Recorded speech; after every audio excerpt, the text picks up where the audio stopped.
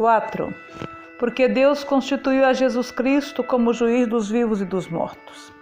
E foi Ele mesmo que nos mandou pregar a todas as pessoas e testemunhar que foi a Ele que Deus constituiu juiz dos vivos e dos mortos. Todos os profetas testemunham sobre Ele, afirmando que qualquer pessoa que nele crê recebe o perdão de todos os pecados mediante o poder do seu nome.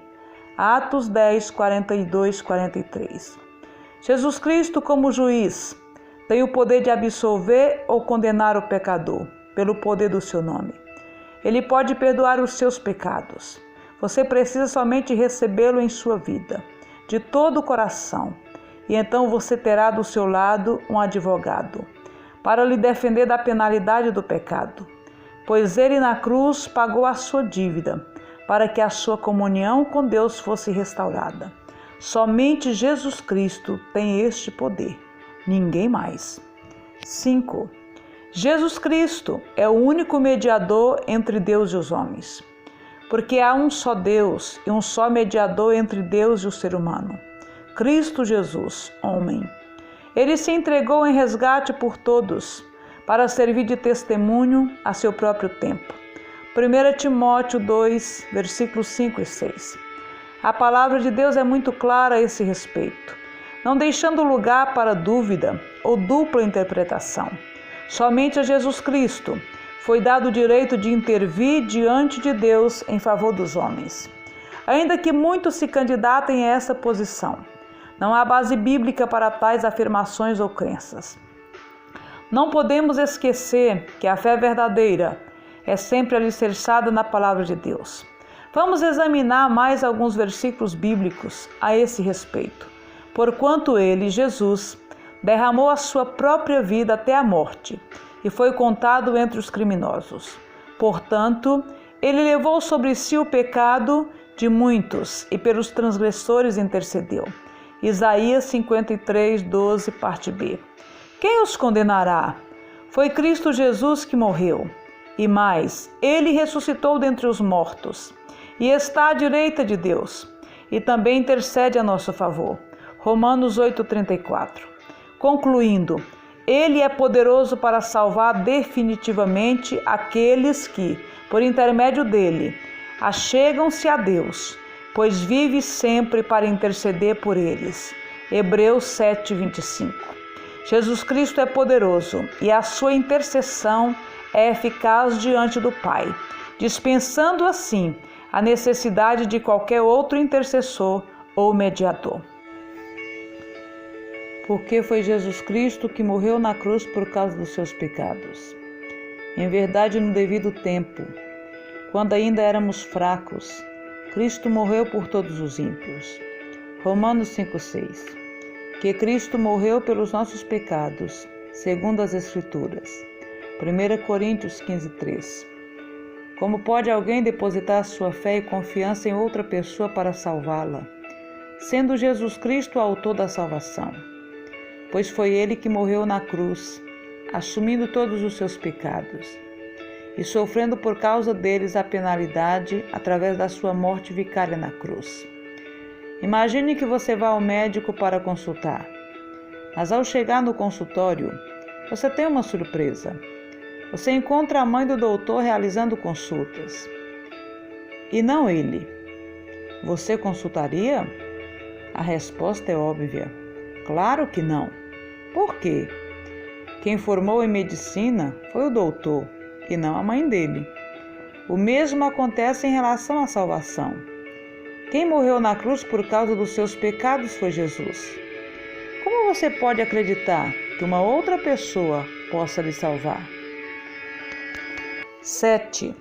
Jesus Cristo é o único que morreu e ressuscitou dentre os mortos. Eu sou o que vive, estive morto, mas eis que estou vivo por toda a eternidade, e possuo as chaves da morte e do inferno. Apocalipse 1:18. E chegando-se Jesus, falou-lhes dizendo: é-me dado todo o poder no céu e na terra. Mateus 28:18.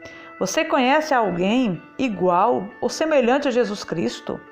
Todos os fundadores das grandes religiões existentes no mundo, como Buda, Confúcio, Maomé, Allan Kardec e tantos outros, com as suas filosofias religiosas, já morreram. Qual deles pôde triunfar sobre a morte? Qual deles ressuscitou?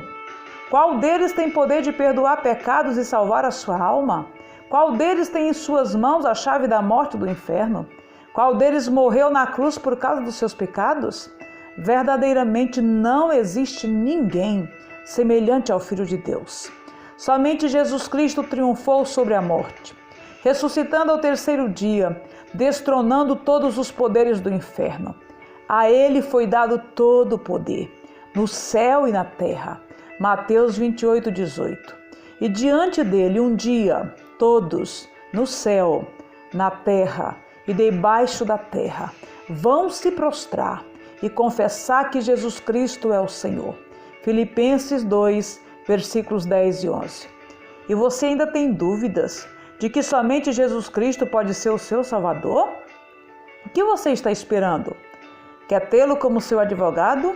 Ou prefere encará-lo no dia do julgamento como juiz? A vontade de Deus é que todos os homens sejam salvos. 1 Timóteo 2, versículo 4. Mas Deus nos deu o direito de escolher qual caminho trilhar. Porém, somos advertidos pela palavra de Deus a respeito dos atalhos e desvios que nos afastam de Deus e nos conduz à perdição eterna. Provérbios 14:12, Mateus 7:13. A decisão de onde passar a eternidade depende de você e não de Deus.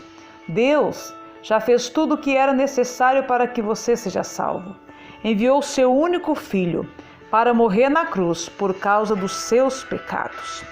Agora é a sua vez de decidir a quem você deseja servir, a Deus ou ao diabo. Não há meio termo, ou você se rende a Deus ou automaticamente estará do outro lado. No reino de Deus, não há opção para você ficar em cima do muro, pois diante dele só existe duas classes de pessoas na terra: os salvos e os perdidos. Aqueles que estão andando no caminho estreito e os que estão andando no caminho largo. A decisão de onde você passará a eternidade depende do caminho que você escolheu para seguir. É impossível alguém alcançar o céu trilhando o caminho para o inferno. Veja o que diz Jesus Cristo na sua palavra: entrai pela porta estreita, pois larga é a porta e amplo o caminho que levam à perdição, e muitos são os que entram por esse caminho. Porque estreita é a porta e difícil o caminho que conduz à vida. Apenas uns poucos encontram esse caminho. Mateus 7, versículos 13 e 14. Você pode argumentar: já tenho a minha religião, sinto muito bem onde estou. A questão não é essa. A grande maioria das pessoas no mundo tem uma religião, mas não tem a Deus. Deus não está procurando pessoas religiosas, até porque religião não salva ninguém. Deus está à procura de pessoas que estão dispostas a manter um relacionamento pessoal com Ele, pela fé, vivendo em obediência à sua palavra, através de Jesus Cristo. Você pode ser um grande religioso e mesmo assim estar tão perdido quanto aqueles que não têm nenhuma religião. Você pode crer na existência de Deus e até mesmo chamar pelo seu nome, mas se não fizer a vontade de Deus, obedecendo a sua palavra, estará perdido. Nem todo aquele que diz a mim, Senhor, Senhor, entrará no reino dos céus, mas somente o que faz a vontade do meu Pai que está nos céus. Mateus 7, 21.